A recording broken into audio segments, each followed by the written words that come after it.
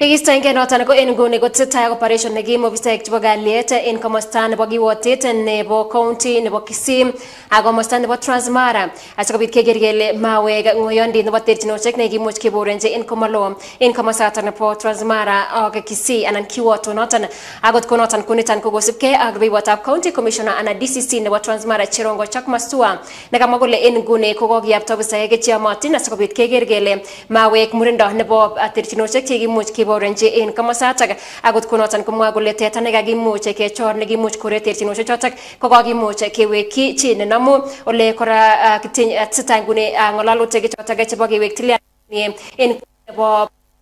Kisii ak bororiet notok nebunu komosta nebo Transmara asikobit keker kele kakimuch kewe kalyet nebo kipchulyo akot konoton ko Chak Masua kokakomach meng'ikab komosatan koker kole katestai komeng'is en kalyet asikotestai tetutik chebo bandab tai, ambapo tumekuwa na uchomaji wa miwa na vijana wetu kupigana. Tukiwa kama serikali tunaendelea kuhimiza amani. Tumefanya mikutano ya amani tukiwa na wenzetu wa Kenyenya na Transmara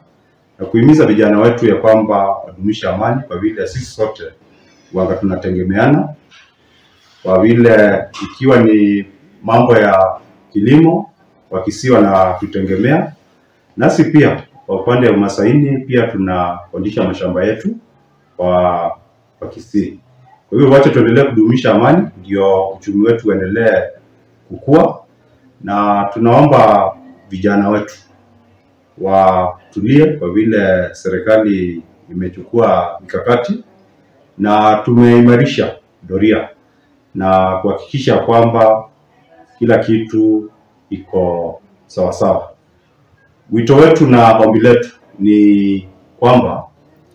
tusiruhusu wahalifu waingie miongoni mwetu na wafuruge amani kwa manufaa yao binafsi,